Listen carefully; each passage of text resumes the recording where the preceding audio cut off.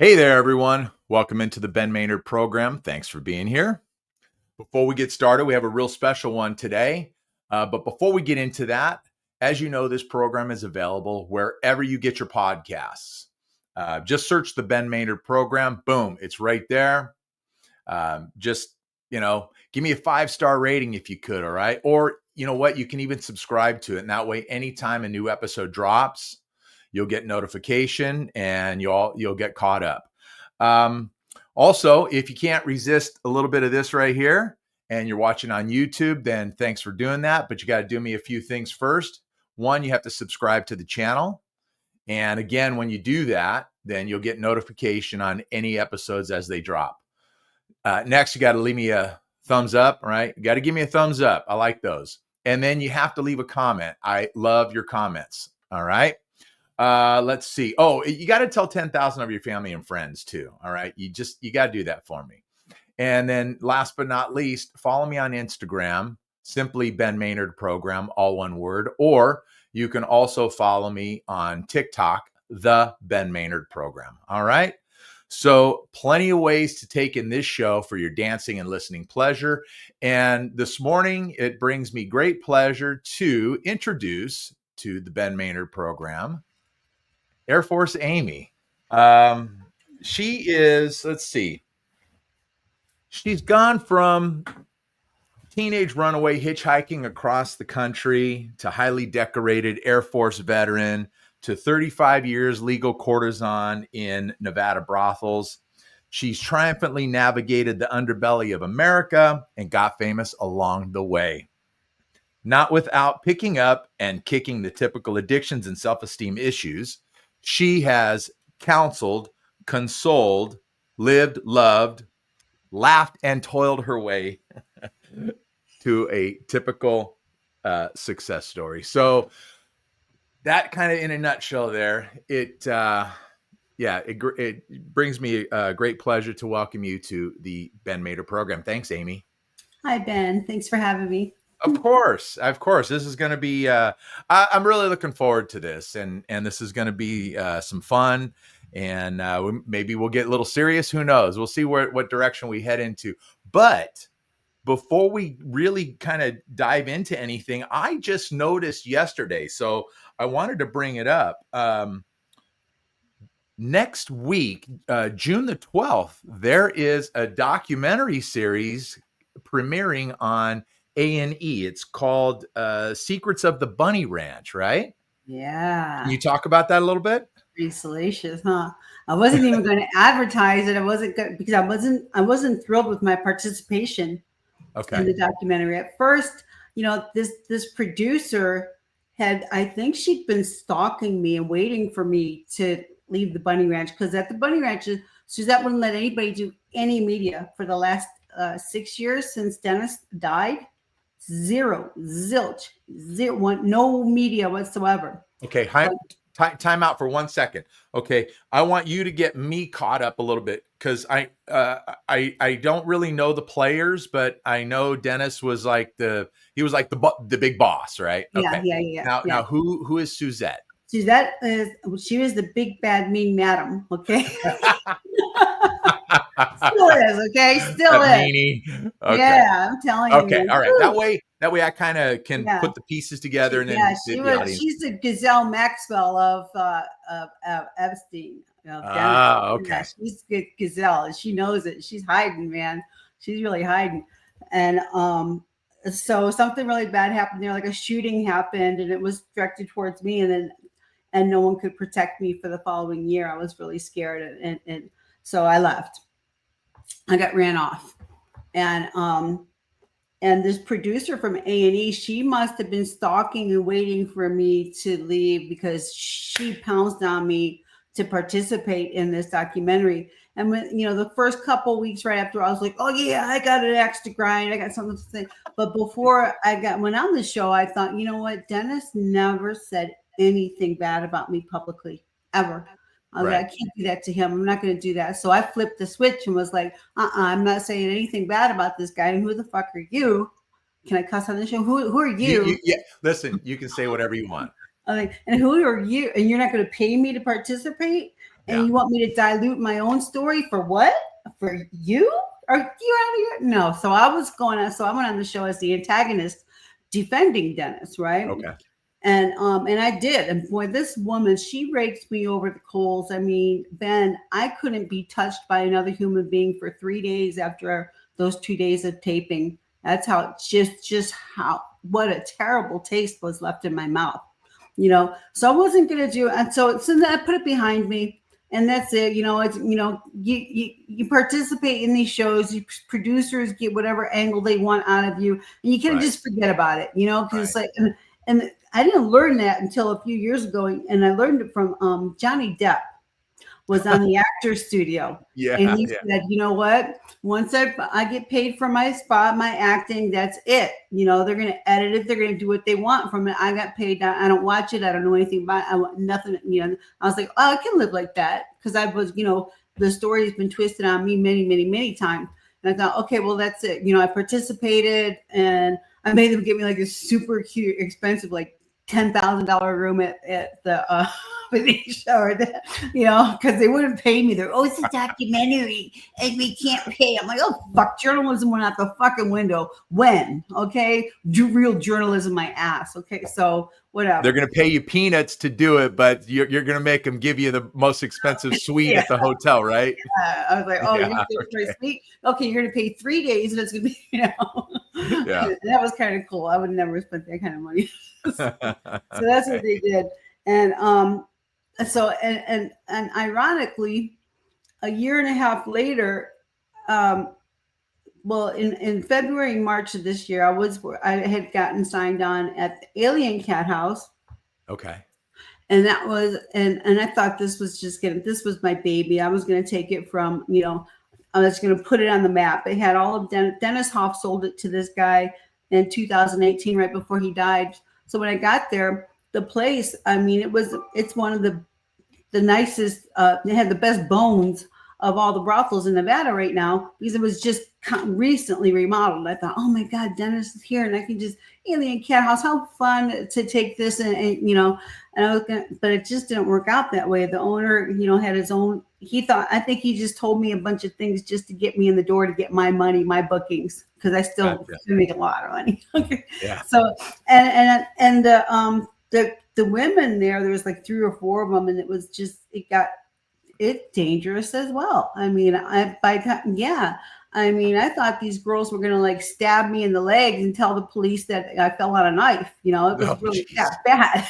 Oh, I'm serious. Yeah, that's what I thought. And I called Suzette or texted Suzette just to commiserate and say, you know what, I have a whole new level of respect for you as a madam. I see how you could be a target of attack here. And I always ran interference for her. She was very, it's just like this diva that couldn't be touched by other people, and people would come up and want to interact with her. I saw you on the series, and she couldn't, she's here, and the world is here.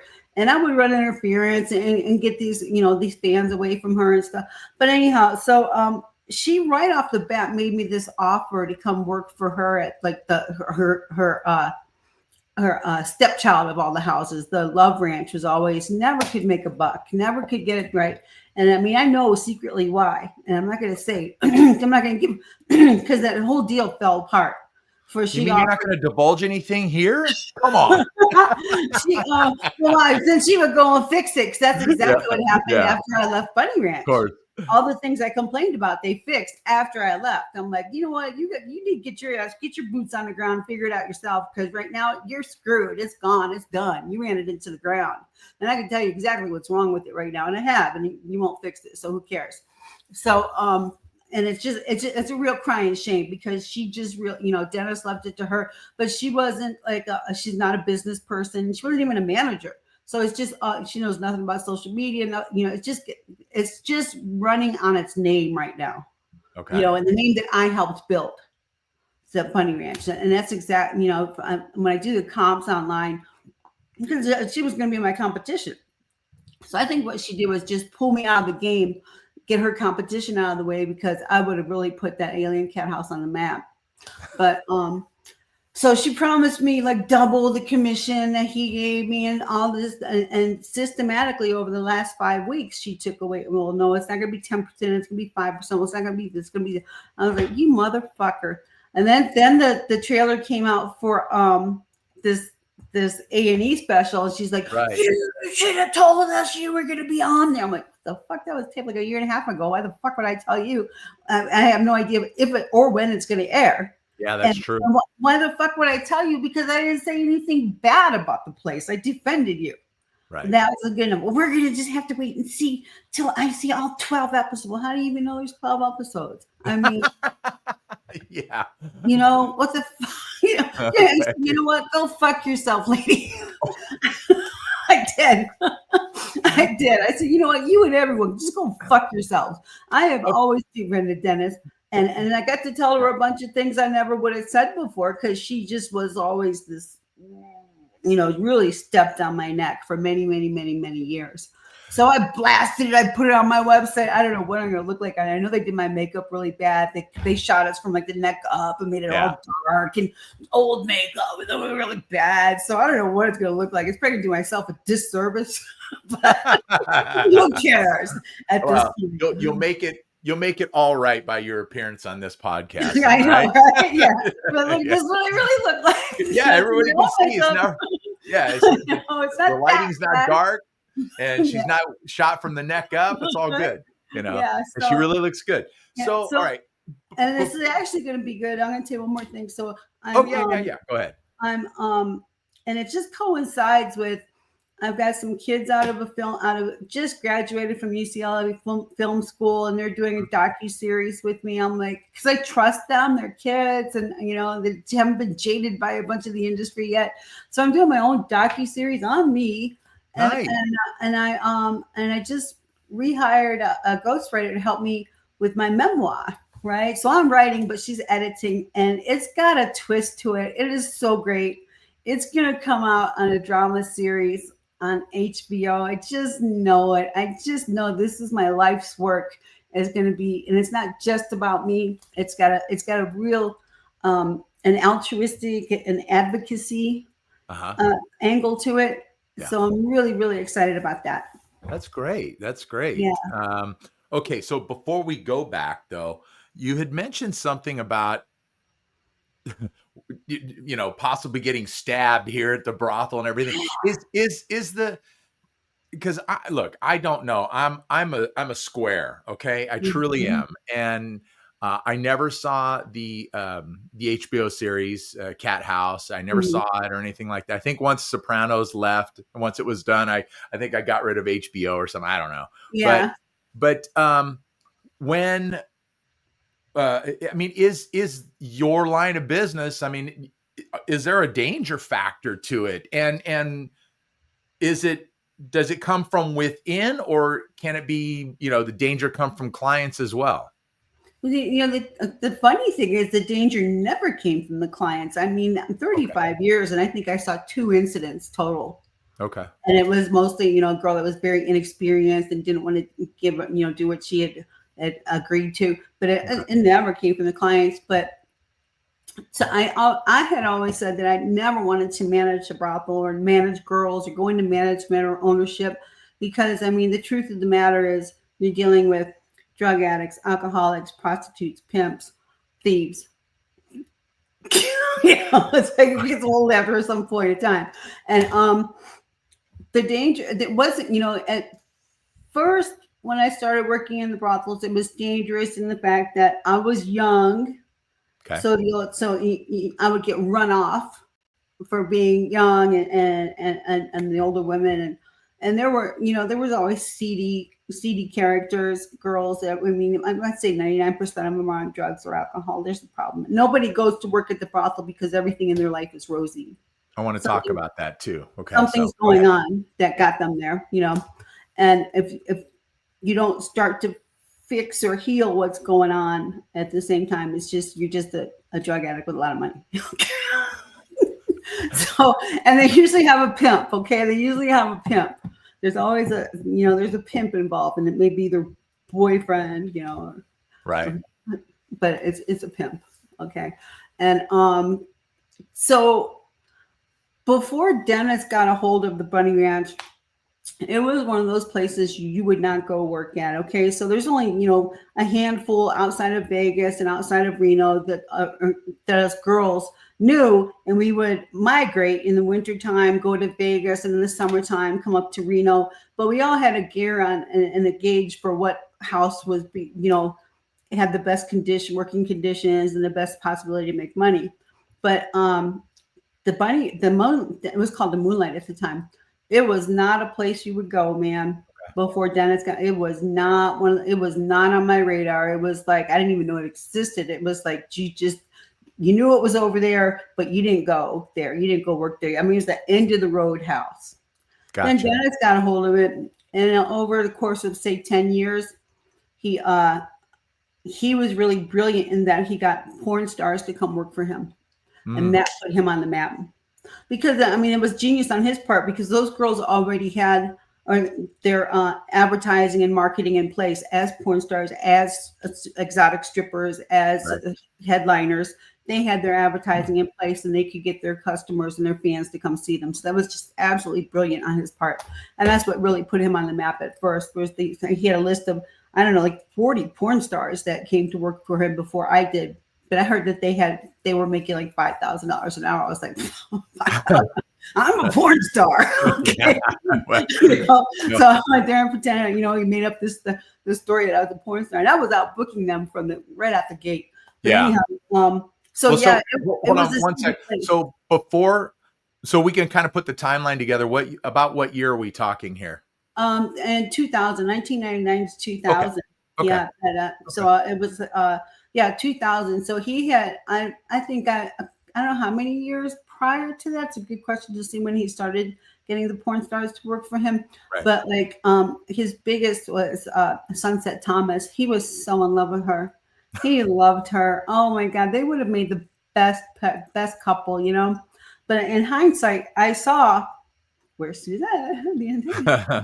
She, elbowed her way. In hindsight, I see every move someone made to get to where they are today, to make sure that they inherited everything, got everything. And it's just like I say, it's a real crying shame that, you leave something to somebody and they can't manage or run it or do it correctly. Hire someone that can. You agree? Right. It's like, I mean, hire someone that can do the girls, but she always hated all of us girls, hated us, always hated us. It's like any business, though, you want to have good people that know how to run it so that it continues to be profitable moving forward and not, and it's and there's a great atmosphere, so to speak. And then instead of running it into the ground and people don't want to be there and that kind of stuff, no matter what the business is. Oh, it's a prison yard at this point. When I left, it was a prison yard. There was cliques of race and drug cliques. That's all there is to it. It was very, very frightening for me because I was, it was right after the BLM riots and everything. So I was a real target. I was, the target. Yeah. And it should have been. And I know that they were mad at ownership because it had gotten to where it is now. And I was more like I was such I was I can't think of the word, but I represented ownership and management because I was like, well, you can't steal, you can't do this, you can't do that, and then carrying the flag that Dennis, waved all those years, and you were just being a good representative of the business. Yeah, so I became the target, and it was very unfairly became the target, and I defended, yeah. So anyhow. Now that I've been accused of saying all these bad things, and I was like holding it. And the last thing I think I said was, you know what?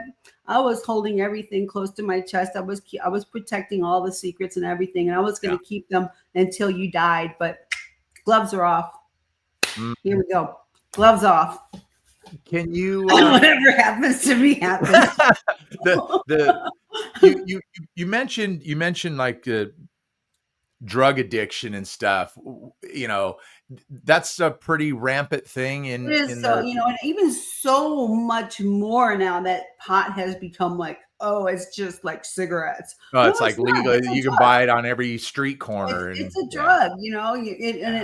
yeah. I would say 9 out of 10, 10 out of 10 smoke pot now, and it's Mm, like uh, I'm clean and sober. I just celebrated 7 years finally congratulations to like a you. couple weeks ago, That's look, and that's absolutely look, that's awesome. That is awesome. it was I thanks. It was so hard to do. I mean, I have been battling and trying to remain clean and sober for the day that I arrived at the Bunny Ranch. I went there under the, wanting to.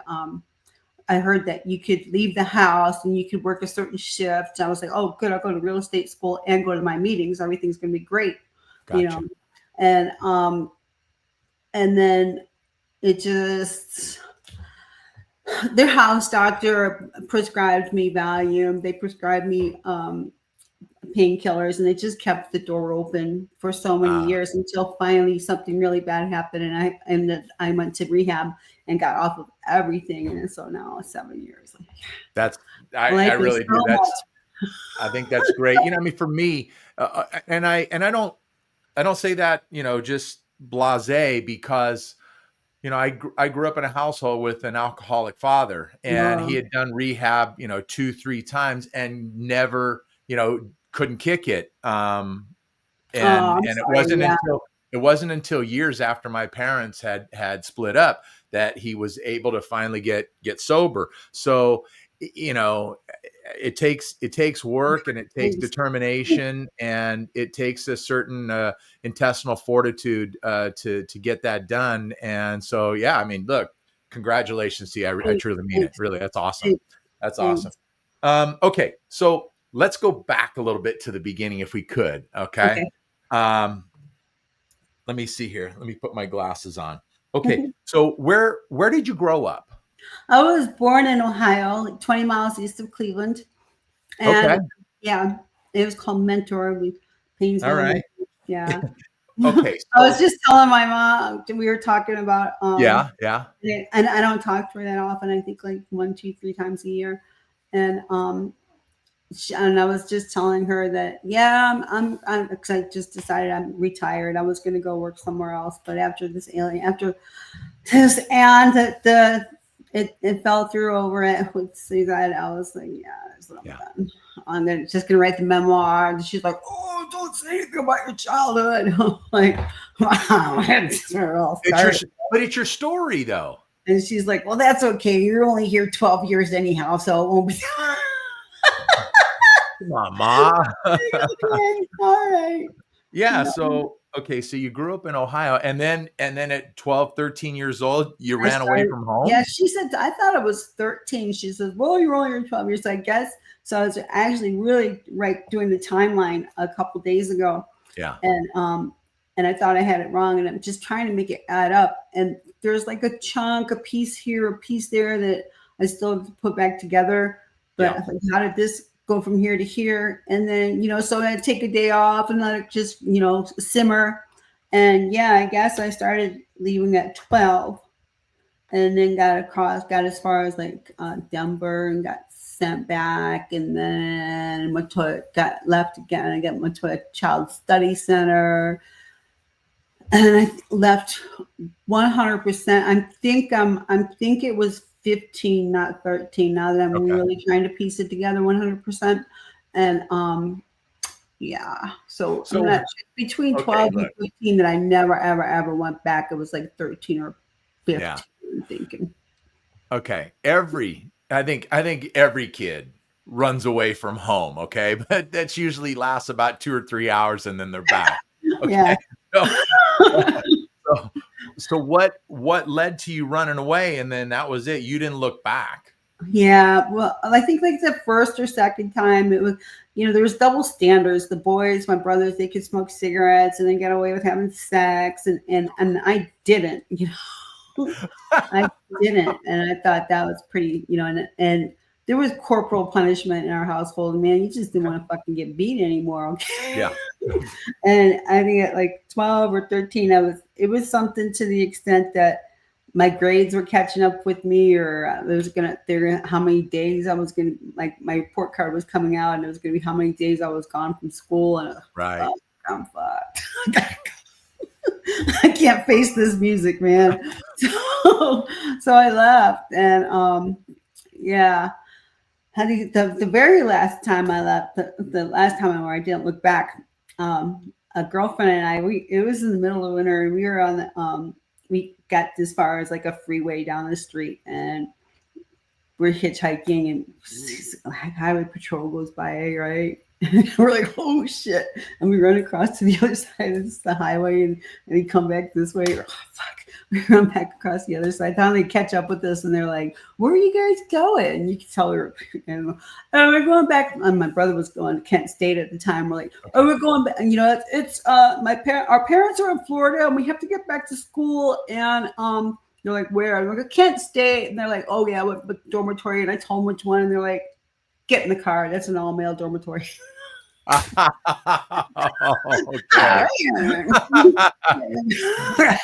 Thought you had it, but no, not quite. Yeah, how would you know that? But so yeah, they take us down to the police station. It's like almost midnight or something, and my parents have to come down and get me, and they're not happy. And I'm just like this, and it was like a night court.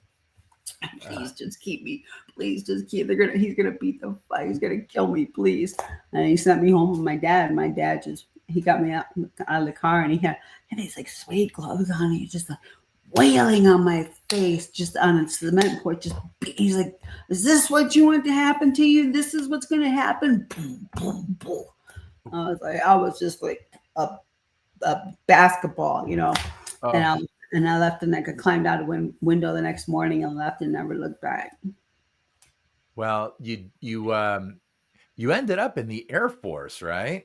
How old were you at that time when you joined the Air Force? I had just turned 19. I was 18 to join, and they put me on a delayed enlistment for like 3 or 4 months. And I think throughout that song, I had the summertime to play, hitchhiking around the country. Okay, wait. Okay, hold on, because you brought up hitchhiking. Okay, so I know, and I'm not going to ask your age, but I figure we got to be kind of fairly close because you're talking about hitchhiking. Okay, come on. Hitchhiking was done in like the early 80s. All right. And I was a teenager during those times. It became too dangerous. So are we kind of talking about that time frame? Yeah, mid 80s. And it was, and I don't know what, I think back on that first truck I got into on the freeway, just like got down the street from my parents' home. And you gotta be, I didn't plan on leaving in a truck, but I guess a truck pulled over, and and what could have been going through my mind except for that severe beating the night before, that I had to get the fuck out of there. Right. And it was safer to climb up this semi truck way up there, because I was tiny. I had to be like 90 pounds. I'm 5'3" now. You're 5'3", yes. I'm super tiny. And climbing up those steps, and you got another with this big muffler over here, and you don't know what's on the other side of that door, and and I did it.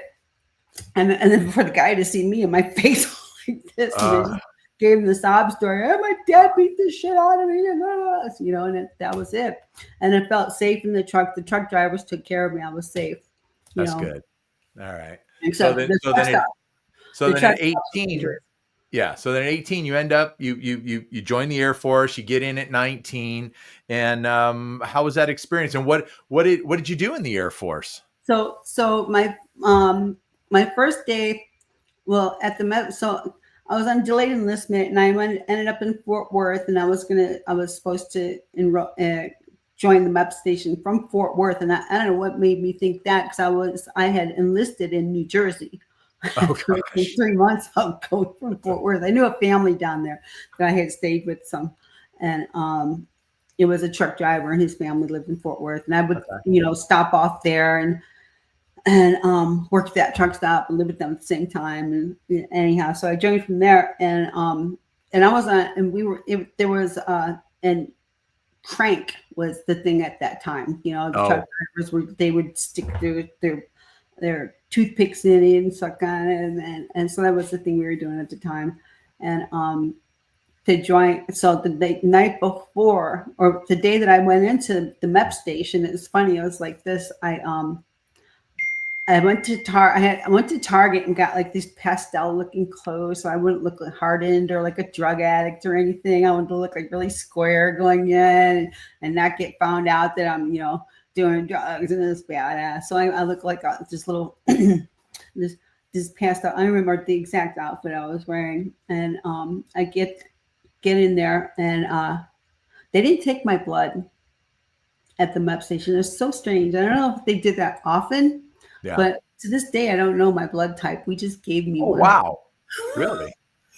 So you've never gone and donated blood anywhere like that? You have to get like a specific test to see what type it is, and I never did that. All right. So we just guessed that it'd be positive.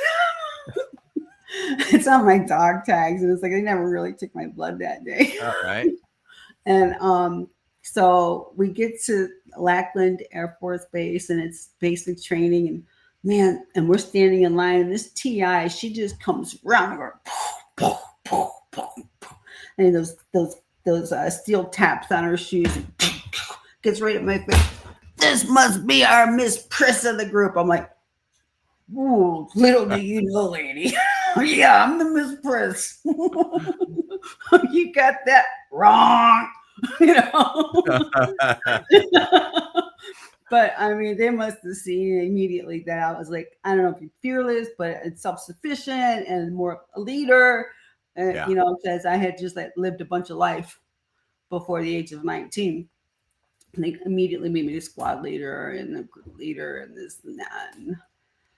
And I just, I carried myself in such a way, and I just had like common sense, street smarts, and Woman of the Year, Airman of the Year, SP of the Year, and then I was already prepped for winning and for titles and things. So that's the only way. That was the only form of acceptance. There was never love in my family, but there was acceptance.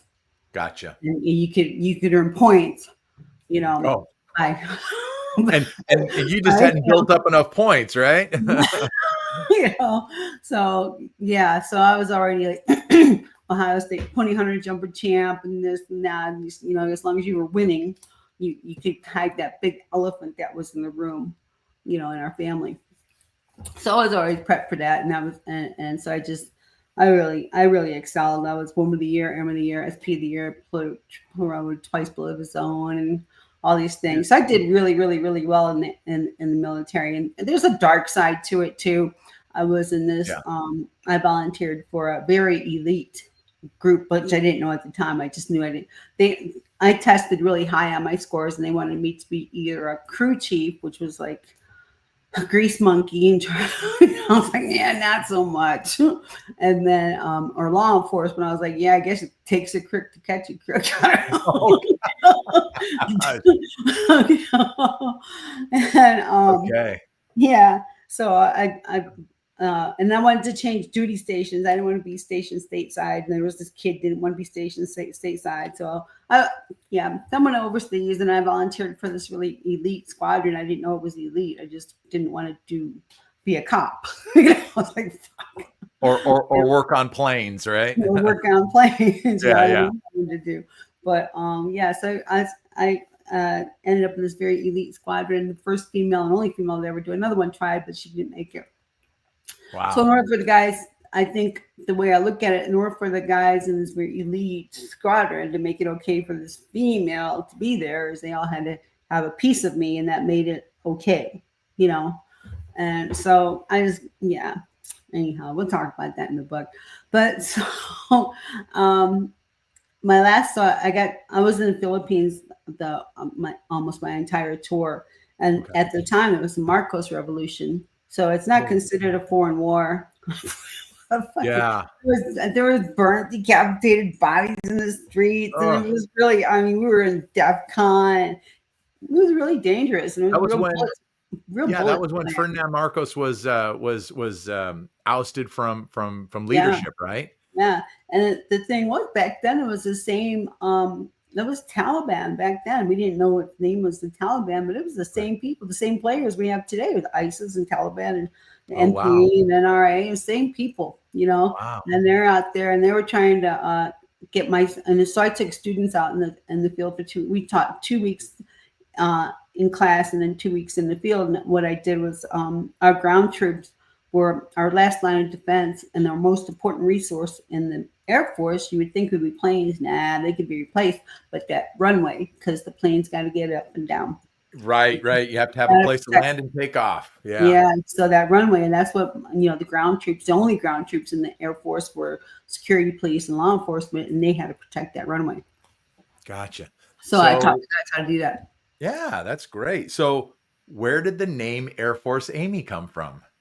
That's very much later in my career. So the first 10 years, I had bounced around from like I said, we would migrate from north to south. So I did the Chicken Ranch and the Sherry's Ranch were right outside of Vegas. And that was my first place that I went to, was the Chicken Ranch. Mm-hmm. And then and then migrated up north with the girls and to Mustang Ranch, and then back down to Cherry Patch, and then I heard about the Bunny Ranch, so I went to Bunny Ranch, and the Mustang Ranch had closed permanently in like 1999, just as I was making a move to the Bunny Ranch. Okay. And I had worked there a little bit, but I worked there a little bit, and I had I naturally had short red hair and no big blue. I just looked a certain, I had short red hair. I saw your Air Force picture. Yeah. I've got Minotaur. I'm naturally a redhead, so yeah. I had this red hair, and when I got to Bunny Ranch, I had blonde hair and changed my looks considerably. But I noticed that the same guys that used to go to the Mustang 30 miles away were now coming to the Bunny Ranch, and I was like, I want them. If I spent any amount of time with them, if you spent money, you spent time, they would know that I was that Amy that was in the Air Force. So I wanted them to put 2 and 2 together, that I was the Amy that was in the Air Force. All right. So you can remember that this is me and pick me. Okay, I got you. Amy. So it just stuck. I mean, it's just like it's like the best name. It's like McDonald's, it's just the best name. It does have a ring to it. So other people, like girls, have copied and try to be G.I. Jane or Coast Guard carrier or whatever. It doesn't work. Air Force Amy worked. And I really wanted to be Amy. I really wanted to be Amazing Amy, but they had a doll out at that time, and I was like, yeah, I can't do that. That would be cool. So Air Force Amy was it. Yeah, no, like I said, it's got a great ring to it, you know, and it's not, there's no phoniness to it. You did serve in the Air Force too, so it's not like it's just a name. It's funny, my license plate says AFA 01 because it couldn't be AFA 1. Yeah. And it's parked outside the gym one day, and the guy goes, "Oh, Air Force Academy first. Did you graduate first?" And I'm like, yeah, that's right. Yeah. So, so tell me about, tell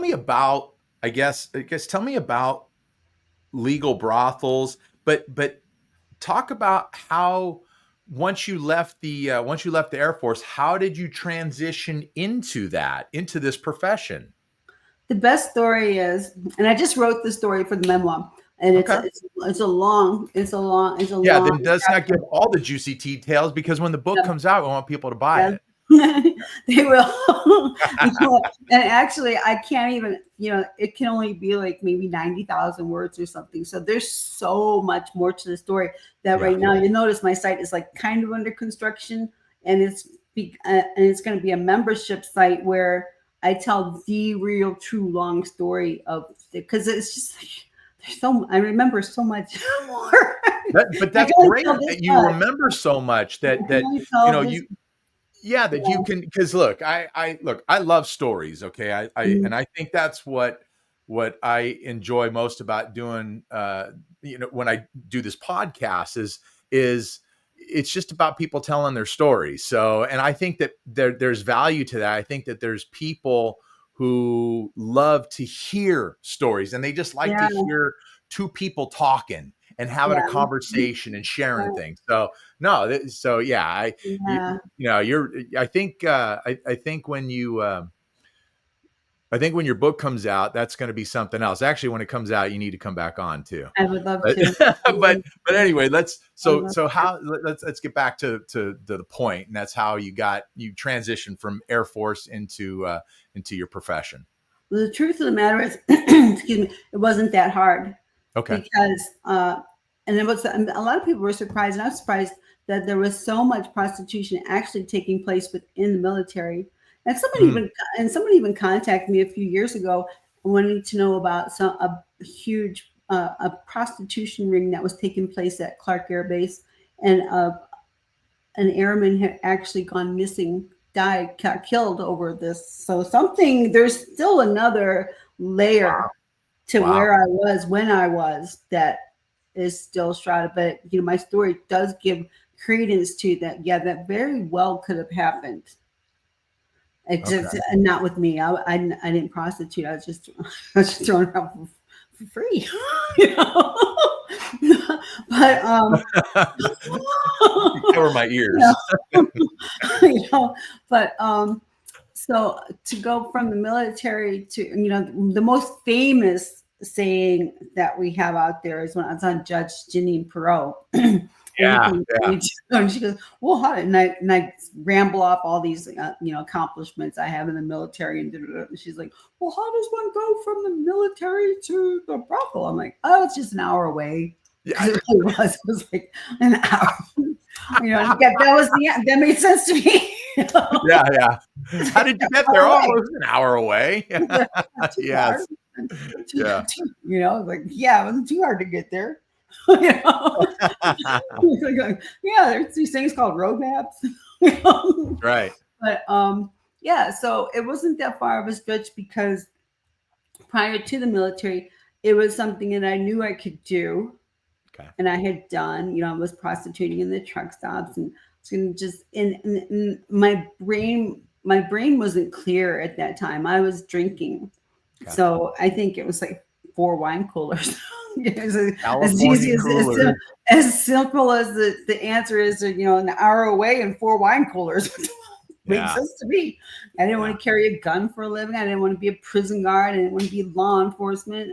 And and I was in Las Vegas, and I liked the glamour and the glitz, and I just thought, I need to make some money fast.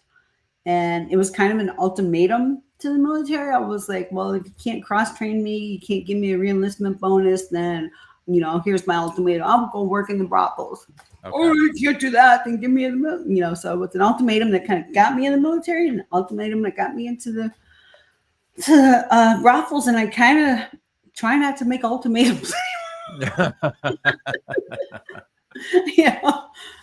So no, nobody likes to throw down an ultimatum. It doesn't matter what it's in regards to. Nobody likes to. It's because it's like it brings finale to something, and someone's always going to be sore over it. So how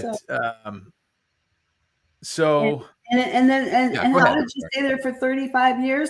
The honest to God's truth is that I was enabled. My addictions were enabled, and I never got enough time under. In hindsight, being clean and sober, it took me 3-4 years to really get uncloudy. Mm-hmm.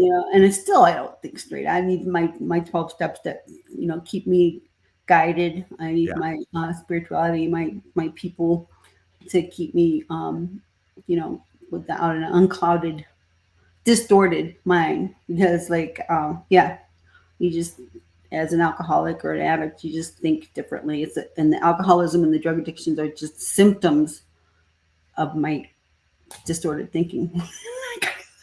Right. And they're just those just become substances to bury everything else has been going on or had gone on, just to kind of soothe the pain, I suppose. So, and the downside to that is if you're working for someone that is playing mind games with you and relishes on you being, say, codependent or questioning your own thinking. If you have a narcissist and a bad guy and an antagonist that wants to control you and make you think a certain way and be a certain way and subscribe and be okay with their abuse is they know that you're going to question yourself. You question your question my thinking, that question my motives, question um, and question myself, and because it would be like so it makes no sense what they're saying or doing. You can't really put your finger on it. You can't figure it out. But so you question yourself in a 12-step situation. You're always going to clean your side of the street Yeah. and see your part in it. So that they get the excuse that they don't have to see their part in it. They know that you're just going to make it your fault. And man, what a fucking free ride they get in your head, man. So we all okay. So the ladies that work the brothels, obviously they can, and probably in most cases make pretty darn good money, right? Okay. Yeah. Now I was good. And you can, for the prices that they have out there now, you can thank me, man. It's ridiculous. I got them up to $6,000 an hour. how okay, I don't Yep. know all everybody's different titles, but a guy like Dennis, he's running it. He's like the big boss of this particular brothel here. But how um, do girls get taken advantage of, and how can they prevent from being taken advantage of if in fact they are or do get taken Well, advantage of? if you can go into it, I mean, number one, you're gonna isolate yourself. So the pimps have this really great thing in place for them. Like if you go like cults and pimps, they will first thing they're gonna do is isolate you. Okay. Isolate you from your family and your friends so that nobody can talk you into, put a sane thought into your mind. Like, what are you doing? Why would you let them do this? No, there's no question. So you're removed from family, you're removed from society, and you're stuck in this little crux. And most of the time, it's a lot easier to do that if the person that they want to take is on drugs, because you've Mm-hmm. already got that. You can either Okay. cloud their mind and they are not thinking straight to even to defend themselves, right? Or you're feeling guilty that hey, I'm on drugs, I'm on alcohol. Oh, I had a bad, I fucked up. I was on alcohol. I did that a lot. I was like, got in trouble for drinking too much and acting Right. out. So I was always on the trouble side. I was always, I'm trying to fix it and try have to make the most money because I fucked up, So and they play on that, They play on your emotions that you fuck, you're always a fuck up and you're only as good as your last party. Okay. So there's that, Gotcha. and Gotcha. and what was the question? No, no. How do girls, how can they prevent themselves from being taken advantage of? Oh, okay. Well, Yeah. one, you'd have to go in clean and sober, or Okay. without an addiction that they could take advantage of, right? Not or that they could exploit, Gotcha. So that you'd have to go in with the army. It takes a village. I guess you could theoretically go into this industry, and but you'd have to have a village. The girls that I saw that are really, really, really successful had a man behind them that was like did their social media or did their emails. It's almost impossible to do the whole project by yourself, to do the social media, to do the online, to do the emails, to do the marketing, to do the actual the keeping up with, or to do the customer management, to do the sales, to do the market. It's almost impossible for one girl by Okay. herself to do it. I did. I had no one else helping me. Wow. So, but you'd have to have an anchor in the outside world that you would talk to daily to keep you Kind of keep you in the real grounded or world, rooted. grounded in the real, in reality. Okay. And Yeah. the cult is going to make you this other reality, Gotcha. an alternate reality. So you got to keep, so you got to have that life preserver and that line out there to reality to Okay. keep you, So it could be done, but most of the time, the women that I saw had their families involved, that their mother knew about it, or I mean, parent mothers become the biggest pimps of all. Wow. Really? Oh my God, yeah, the guilt they lay on these girls. and they're watching Wow. the kid, and you know, and they just end up paying the mother more and more and more and more. They're the worst pimps of all, believe it or Wow. not. Yeah. Do do or have any of the women that you worked with in the past, um do they have relationships or husbands or anything like that? Is and Well, it and most, is it possible, and how does that work? well, I always thought that, well, there's no way you can have a loving relationship, say with a husband or a boyfriend, that would allow. I had princess syndrome.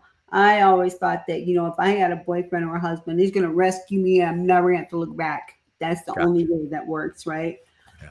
Except one time I started dating a guy. He was a customer, and I had dated him, and he wanted to date me, and I said, well, the only way we could do that is if you put a ring on me and get engaged to be married.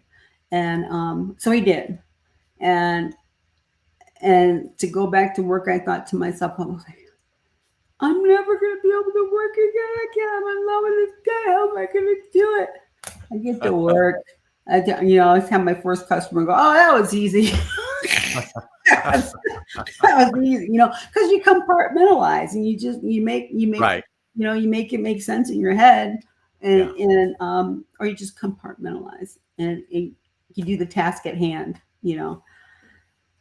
So I can't speak for all the women. I can't say that every husband or boyfriend is a pimp Right. or a part. I don't know if they're pimps or partners. I'm not there. I'm not in that family. I don't know, but I don't think it's really healthy, and maybe only because of the stigma that our society puts on it. So I can only tell my experience. Yeah. You hear some girls that are probably in really bad relationships because you hear them on the phone outside their door, and we're in this small, brought this small contained area, like, oh, dormitory. No, it's not a dormitory. It's a snake pit. Okay, you're in this snake pit, and you hear the conversations outside their door with their significant other, and they're yelling Right. at and it's not good. Most of them are not good. So I'm not gonna. I can't put it all in one basket, but I'd say it's not so Gotcha. So, good. okay.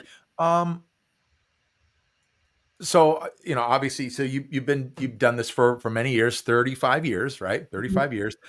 Um, 5 years ago, everything kind of shut down. We had this pandemic, and I like to use air quotes, but I won't get politically into it.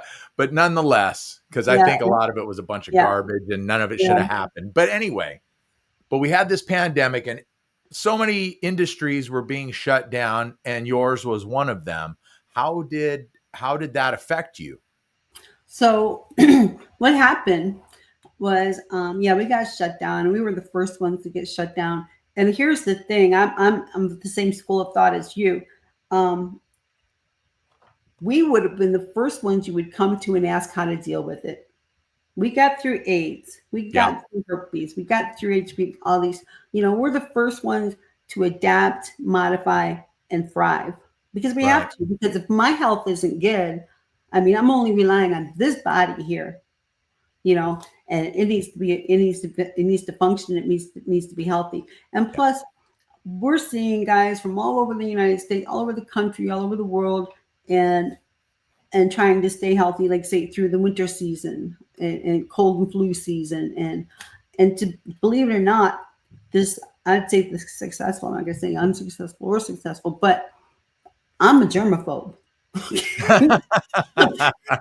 100% germaphobe. Don't breathe on me. Don't, I really. So Maybe not the best business to be in if you're a germaphobe. I don't think it's okay because that way you stay healthy through the winter season at least. Right.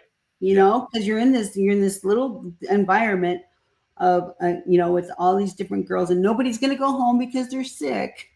They can't afford to, so they, oh no, I have allergies. My ass, you're sick, man, stay in your room. You Yeah. know? So we're already dealing with viruses and cold and flu season, and then plus I said like the AIDS epidemic and herpes epidemic, And and we got through it. that was absolutely just I still We remember, first hearing about it all the way back in like 1985. I think the very first person we heard in regards to AIDS was Rock Hudson, and then it was like we didn't even understand what it was, and I remember for the next, you know, whew, had to be a minimum 5 years, probably closer to 10 years. That was just a scary thing to just even think about. Yeah, and we were there in the brothels having sex. Yeah, Having sex. So what we did was they made it where condoms were mandatory with all activities, no exchange of bodily fluids. And right. that was our thing, no exchange of bodily fluids, you know. And kind of those rules have kind of gone out the window with more and more, I don't know, I'm not going to say nationalities coming in. I hate to say Okay. that, All but right. it's true. They come in from, a 100% different culture. Yeah. And this kind of money is just, gobs and gobs and oodles of money, and they'll do more and more things for that kind of money. Whereas we're like, yeah, not so much. So I can imagine that money dictates kind of what happens and Yeah, what happens and what doesn't happen. everyone's got a price, Gotcha. and we try to keep it to here, but then it goes here and then it goes here. And I've seen over the decades, it's gone more and more and more. It gets done for less and less and less. Oh, Yeah. that's weird. Yeah. Um, Well, you know what? They can't. yeah. It happened first in the porn industry. To be sound really racist, the Russians came in and fucking, and then the Brazilians came in and the price just went down, down, down, down, down, down. Mm. Yeah. See, So that's a topic for another time, maybe. I don't know. yeah, the So racism inside our industry. Yeah, yeah. it's big. So This is the last industry, the last frontier. You can really be racist because you get to choose what ethnicity you want, what yeah. hair color you want, what body style you want. You can make all these choices that are totally taboo, supposedly. Okay. You know what? All right. Then I'm gonna skip Mhm. what we were just talking about. So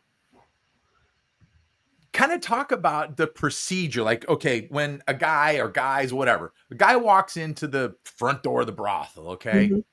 what happens? Can you kind of like take me through a step-by-step process of how that goes down? Yeah, so a guy will come in, I'm sorry. I and just they're given so there's different codes. Okay, first of all, almost all the places are behind gates. Now, the last place I worked, the okay. Alien Cat House, was not behind a fence. That's one of the first things this guy did was take down the fence, and I'm like really, really, really surprised because this is one of the only brothels in Nevada that is actually on a thoroughway on a highway in the same parking lot as a gas station. Oh, The okay. rest of them were all off in the middle of, behind a junkyard, behind an industrial area, down this road, and 10 miles down that way, another 10 miles, because it has to be outside of city limits. And I Yeah. mean, really, it's really, this one was right there, no fence. So usually there's a fence and a gate, and you press a button, and one bell means always just a client coming. It's just a walk in. Two bells is either a customer, an appointment, or an employee, and three Okay. bells is the owner. And when they ring the bell for you to come make this lineup, everybody's, some places you're always on the floor, you're dressed, ready to go for 12 hours. Other Okay. places they'll give you a few minutes to get ready and make it this lineup. So everybody goes and gets in this lineup, and you're not just allowed to draw attention to yourself. And you stand there, you introduce yourself. Ladies, we have company, and you say your name, and you try not to draw attention to yourself, but some. But I tell girls to in order to get picked, try to give the guy the look like you did in first grade when you were trying to let a kid know that you liked them. You'd be like, you So wear know, pigtails, right? yeah. And the guy contact. So the guy's going to pick someone, and then you take them on what they call a tour. And it's interesting that they're called tours because that's what they used in the timeshares was you take someone on a tour, right? Ah, So All you right. you show them around, and you make them comfortable. Then you take them to your room and you discuss the prices and parties that you have available. And he tries to get as much as he can for as little as possible. You try to get as much as you can and do as little as possible. And you Of meet somewhere course. in the middle. Of course. So you come to an agreement. You take the money up to the front or the credit card to the front, and they book it. And sometimes you get paid after every party. Sometimes you get paid once a week. Sometimes you get paid, every 2 weeks. Sometimes it's checks. Sometimes it's cash. It's different places, different Okay. procedures for different places. But you always get a 1099, what they call a courtesy 1099 at the end of the year. That shows how I'm coming. So I, as an independent contractor, I should be giving a 1099 to the place I work for, saying, "Hey, I gave you $200,000 this year. That was out of my net." And but they give us a courtesy 1099. So we pay. You're supposed to pay taxes. I pay taxes. Yeah. Of course. So, and I run it just like a business. I'm a sole proprietor, and I have an LLC. Some girls have S corps and an LLC. So the girls that had S corps that took taxes out during prior to the pandemic, they had PMI insurance already. They're going to protect themselves. But what we did here in Nevada, they kept us closed the longest. They and to if you want to get political, the believe it or not, the liberals hate us. Okay, the Democrats hate us, Okay. and they want us gone. And it was the conservatives, and that really are on our side. And Dennis, our boss, he ran on the conservative. He was a Trump Trump. So, Gotcha. Yeah. So yeah, so it's just it was more like of a race thing of which girls are conservative and which girls are not Okay. liberal. Because like I said, after the BLM, and girls really got full of whatever they got full of, Whatever ire, was. guts, Okay. and making a stance, because most of them were in mixed relationships, so, and they felt slighted or something. But if you really think of it, we were also the last frontier, that the marginalized group, that we didn't have a hit group out there. We didn't have terrorists. We didn't have terrorists like the LGBTQ or RSTV. They had their terrorists out Whatever. there. Yeah. They had, and it's just like BLM. They had their terrorists out there. So everyone had a terrorist group and making big moves, but not the prostitutes. The prostitutes are still being vilified while the pimps are being glorified, and that's where I'm going to make a change. Kind of change are you looking to make? We need to vilify the pimp and empower the prostitute. Okay. Just don't vilify her. She got herself there. There for some reason, and we're marginalized, and we need to be heard. So is that kind of where? That's where I'm going. That's where I'm at. Early on, you said, yeah, you're kind of retiring from this. So is that kind of where your focus is going to be now? My advocacy will be to Gotcha. vilify the pimp, and really, because there's like there's thing that decriminalize or legalize, and there's Right. two schools of thought. And the decriminalize puts the power in with the customer, who isn't always. If you're in crime breeds crime. So if you're in an illegal situation, and the guy has the power to say, well, no, I'm the one that's going to get in trouble, so we're going to do it here, here, here, and this, and this, and this. So he gets to make more rules. Gotcha. I like the school of thought. I like the New Zealand model, where we don't need a middleman.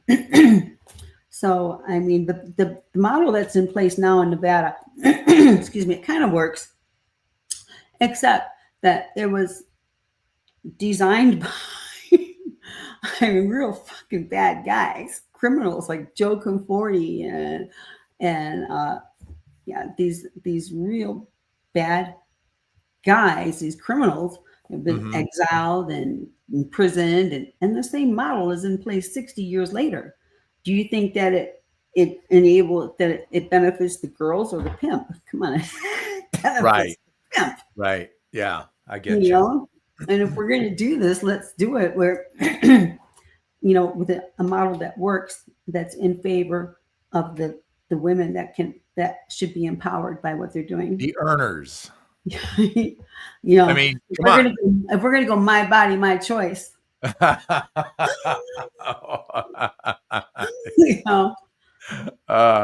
Gotcha. All We right, need you're more gonna turn that choices. one around. Mm-hmm. Yeah. Mm-hmm. All right. So, okay, you do have one book out right now, and it's called Air Force Amy's 69 Favorite Sex Quotes of All Time. Can you share a couple of those quotes? Oh, you don't have the book readily. I know. I just find my book. just sprung it on you. Let's see. There's some by Marilyn Monroe. The only thing I wear is Chanel, right? Or Chanel perfume, Chanel No. 5. Actually, I tried to. I was gonna look up and see if there were any quotes, but there were no quotes on your web page, so I couldn't find any to just dig up. So I thought I would hit you with that. No, it's okay. There's good ones. And the funny thing is, I've never sold one of those books, and it wasn't meant to be sold. I use it as a business card, and it's really something special you get if you have one, because I've never sold one. You have to meet me in order to get it. You've never sold one? Nope. It's a benefit. It's a calling card and something that says you met me in person, because that's the only way to get it. Okay. So it's really something special to have if I give you one. Wow. All right. Everybody wants one. If I go work somewhere, all the girls I work with, everybody I work with, they all want one, and I don't give one to everyone. So we can't pitch and say, okay, it's available on Amazon or Barnes and Noble, wherever you get your books, wherever books are sold. That's where it is. I never wanted to be a drop shipper. Okay. Because I'm not disciplined that way. You'll let something sit for a while, right?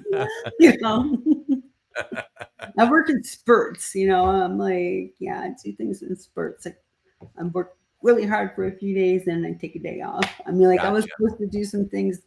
I was really this deep into writing the other day, and then I got stuck on a series yesterday. It's out the window. I'm watching this. I got to see this to the end. Well, okay. All right. What was it? What were you watching? Ginny and this is my publisher. Oh, yeah. Hold on, this is what. Go ahead. Hi, Sal. I'm on a podcast right now. I can't talk to you. Oh, okay. We'll talk later. Okay, I'll call you right back. Okay? Right back. I love it. I love it. That's okay. Not to make me sound really popular too. I've been getting text messages here the whole time we've been doing this. I shut my ringer off, but I have my iPad here on the desk, and so I can tell you who's calling me. I can tell you because I never get I don't take phone calls, right? So I can tell you. If the phone rings, I can pretty much tell you who it's going to be. Yeah. Okay, so first, this has been a lot of fun. It really has been. So I really greatly appreciate it. I want to. Can we play a little game? Okay. All right. It's a simple game. I have never, ever done this on the podcast before with a guest. I never thought of it before. I haven't. I never thought of this before, but it hit me yesterday, and I thought, why am I not doing this more often? So I just want to do this. Okay. And there's probably a bazillion names for this. It's just like this or that. All right. That's all it is. Yeah. Okay. And I've got some selections here, and it doesn't mean that you like one over the other. You could like both of them, but you just have to choose one. All right. So they're really, really simple, and I'm not going to put you on the spot or anything like that. This isn't, play gotcha with Air Force Amy. It's not. Okay. Okay. So real simple. Beatles or Stones? Stones. Okay. And I like them both myself, but if I Mhm. have to choose, I'm Yeah. going Stones too, because I think they're a little more like They're dirty. American. They're a little more like street Yeah, like punk. they're not.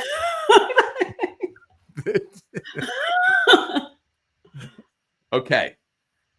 Cheeseburgers or pizza? Pizza. I don't like cheese on my burgers. Okay. You don't like cheese on your burgers, No, I but you don't. like cheese pizza. Yeah.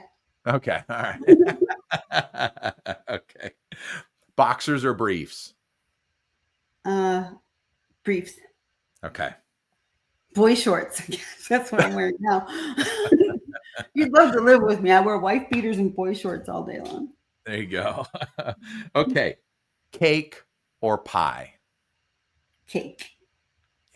All right. Too much crust on the pie. Okay. Not All enough right. good. Cool. No, it's good. It's good. I kind of lean towards cake myself too, Um, the beach or the lake? The beach. Okay. All right. Like the What? ocean. Okay. All Yeah. right.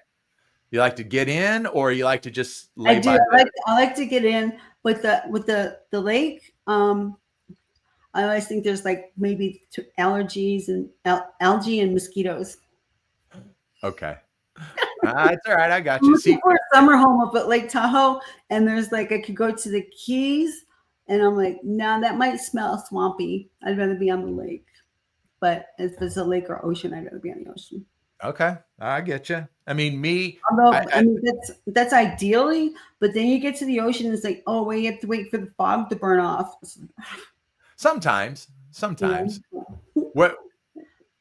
Where's your, okay. If you have to vacation, are you choosing like a beach resort or something else? Beach resort.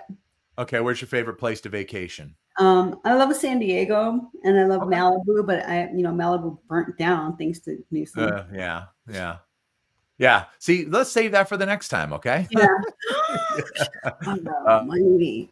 Yeah. So you like, I'm very political, and I'm not afraid to say it. I thought, Good. before this election, I thought it was so important. I thought this election was so very, very, very important in our lifetime that I actually came out as the patriotic prostitute. And I have a MAGA manifesto on my side. All right. Okay. Hey, it's important to me. Hey, look, we're both on the same page.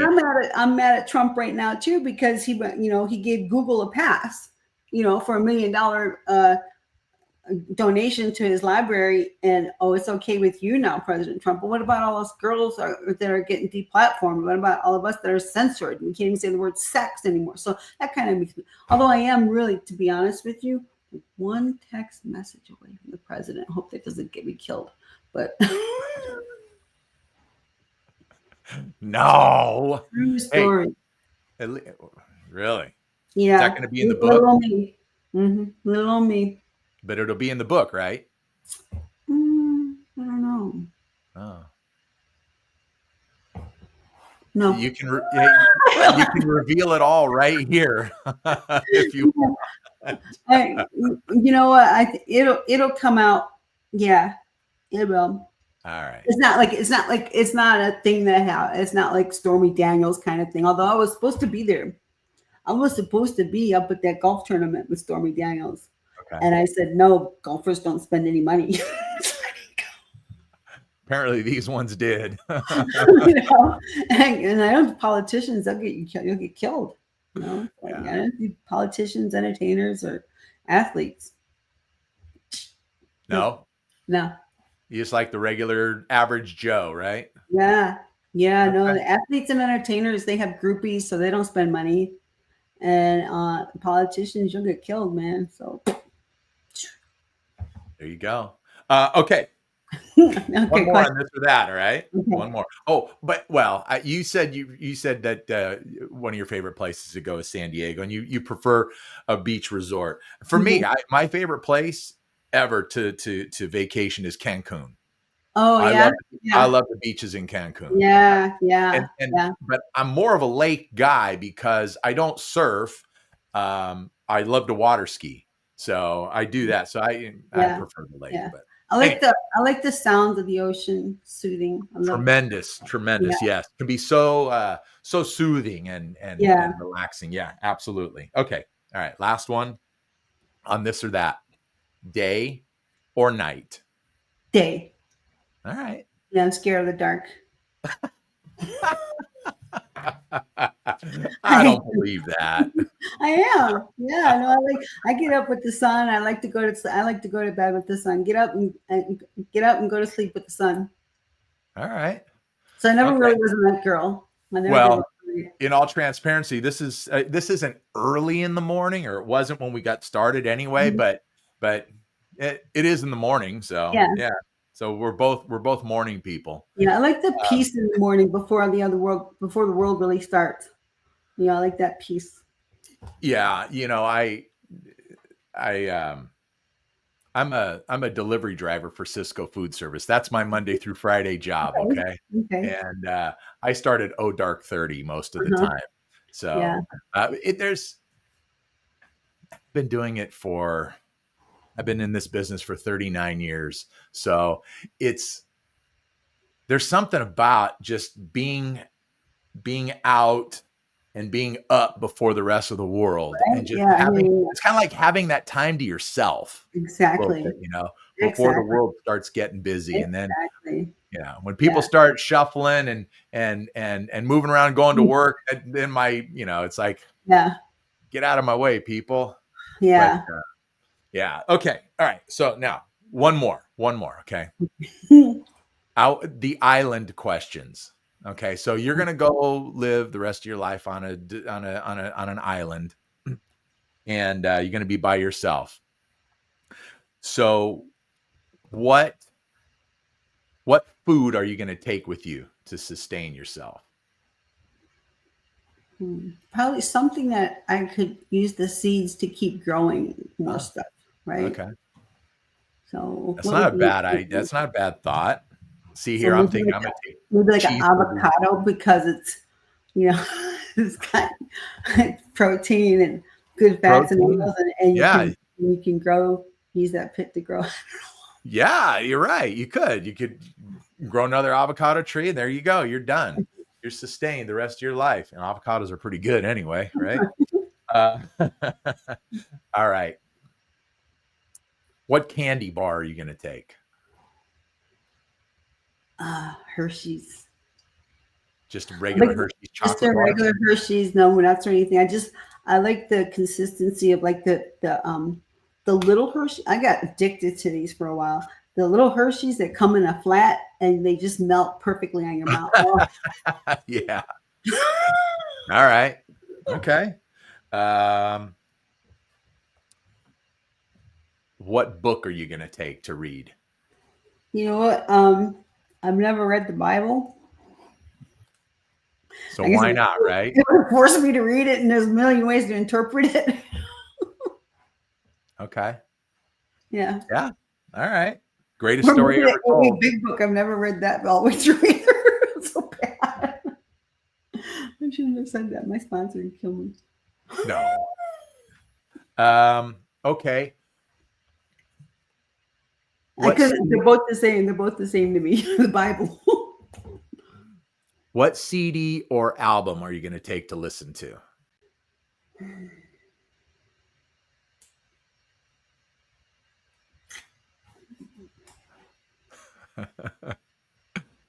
Well, what kind of music do you like? I like all kinds of music. My playlist, my favorite songs right now. Should I go over them real quick? Sure, why not? Let me tell you what my favorite songs are right Yeah, now. yeah, we're gonna get Air Force Amy's playlist right now. Mhm. So everybody take note, grab a pen and paper. My favorite songs right now. I have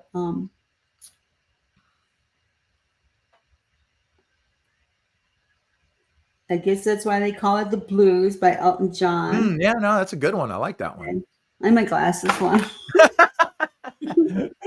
See, I don't shy away. I just put my glasses on because I can't see a darn thing. Let's See, see. I thought you had good vision. No.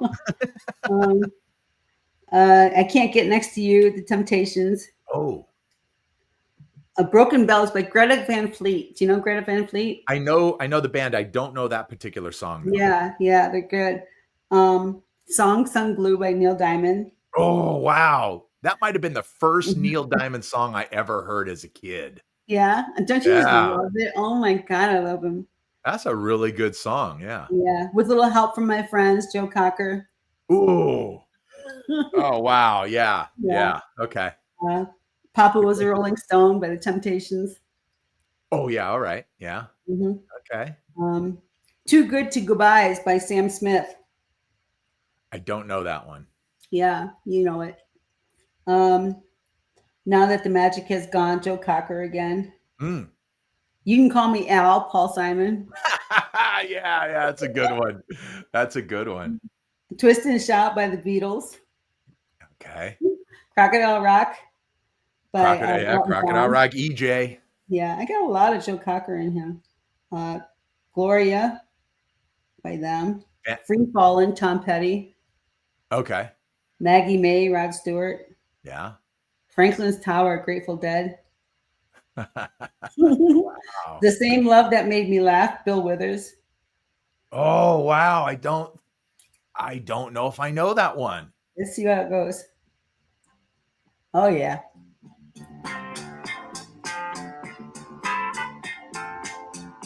And I dig me some Bill Withers.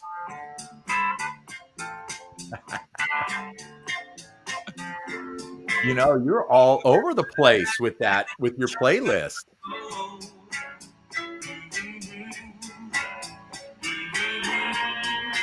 Hard to get and hard to know. Nice. Yeah. Nice. All right. Nice. You're all over the place, but Yeah. it's a good collection, but you've got And here's the thing: I play the same like every day. Like I'm in the shower, boom. So I hear like the first 5 songs every day. I know exactly what song is coming next.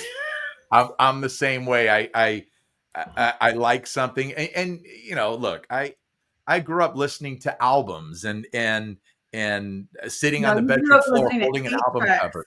What's that? You grew up listening to 8 tracks. No, I remember the 8 tracks too. I did have, but I only had a few of those because Yeah.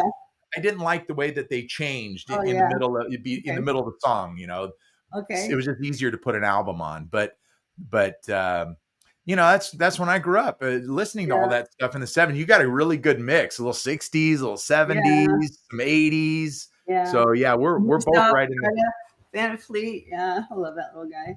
Yeah, we're both right there. So no, There's that's another good band stuff. I like new that's new. It's called Feel. Yeah. And they Not sound they sound like Led Zeppelin. A lot of like Led Zeppelin sounding kind of rock and roll is coming back. Okay. I like that. Okay, so you had your playlist, but you didn't tell me what CD or album you're going to take to the island. Neil Diamond. Ooh, Neil Diamond. Yeah, classic Neil Diamond. Like a greatest hits package from Neil, because then you get everything, right? Yeah. Okay. It's a happy music. It makes you happy. It makes me happy. Yeah, Neil's just, I mean, so much over his entire career. Yeah. Okay. One movie. What movie are you going to take? Forrest Gump or Step Brothers. I call myself the Forrest Gump of brothels. Well, you know, you got that story, so yeah, why not? And if there was one person that you could have on the island with you for conversational purposes only, who would that be?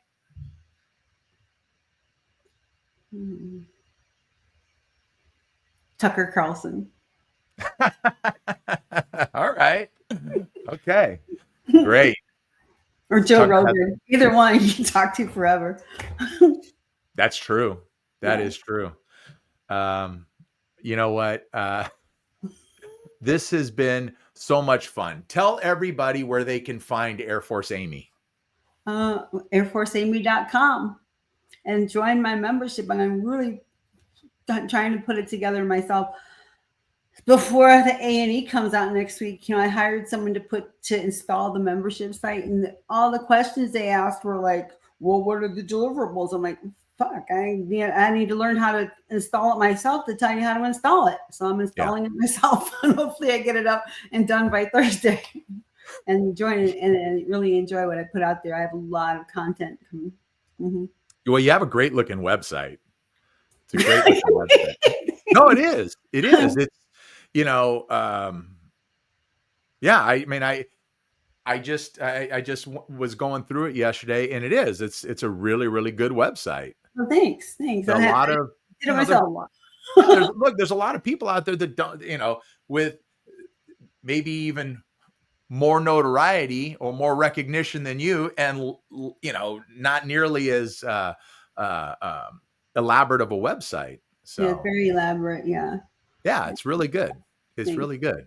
I happen to really dislike webmasters. My own webmaster, I love them to death, but any other ones I've met, they're just snakes in the grass. I just tell you. Really? Snakes. Yeah. Well, this is an in-house program here, so everything I do, it's like me or my wife Catherine, and she's actually the one that does most of it because she's better at it than I am. Oh, that's nice. That's nice. But I would like to get a better website myself. Well, one of these days we'll work on that. I don't have much. If you have WordPress, you just do it yourself now with Divi. I'm doing it. You can drop blocks into it with Divi. It's a whole lot easier than what it used to be. It's just and then plus, AI is going to make it so much simpler. AI is really, Grok is my go-to, man. Helps build you a website in like 5 minutes. Helps me with everything. I have, I keep Grok open while I'm building or writing or anything, and I just go back and forth. I have conversations. Grok knows everything about me. Grok knows more than my therapist. I don't know how good that is. What'd you say that was? Crack? Yeah. Grok on Twitter. Yeah, the AI that Twitter. That's Elon's. Oh, not Crack. Yeah, okay. Okay. Grok. All right. So basically, we want people to just go to airforceamy.com. Yeah, it's going to tell you. It's going to have the latest. Great. The latest and greatest on airforceamy.com. Stick around just for a minute. I'm going to close up shop, but stick around for me, okay? Okay, thank you. It's been such a pleasure. You've been such a joy to talk to. Oh, well, thank you. Thank you. Look, I appreciate your time, and I'm not a gotcha person or anything like that. I just want to have a nice conversation. That's very nice. That's very nice, and I really appreciate it. Thank you. Very kind. Well, that's very kind of you to say. Thank you. Listen, everybody, that's a wrap. As you know, this program is available wherever you get your podcasts. Once again, just search the Ben Maynard program. Boom, it's right there. Whatever platform you're using, just subscribe to it, okay? Subscribe to it. You'll get notification when new episodes drop. Give me a 5-star rating too, all right? And look, leave a review. Why not? But if you can't resist some of this right here and a little bit of that right over there, it's probably more of that than this, okay? Then if you're watching on YouTube, then please subscribe to the channel. All right. Subscribe to the channel. I'm on a campaign. I'm trying to get 500 subscribers before the end of the year. Okay. Oh. Yeah. I'm trying. I can help you with that. Well, I'll take anything. So, but I really interact with, on YouTube channels and with the comments. I really like to interact with the fans and the viewers. So go ahead and all right. Yeah. See, if Amy says subscribe, you got to subscribe. Okay. So subscribe to the channel, give me a thumbs up, and leave a comment, because I reply to your comments. All right. A lot of people don't, but I do. Right. And then you have to tell 10,000 of your family and friends. Okay? Or 9,999. Yeah. Yeah. There you go. Last but not least, follow me on Instagram, simply Ben Maynard Program, or I'm a little more active on TikTok. I can't believe I'm doing that, but I'm a little more active on TikTok. So it's the Ben Maynard Program on TikTok. All right. With that, we're done. Like I said, stick around, Amy. This is the Ben Maynard Program. Tell a friend.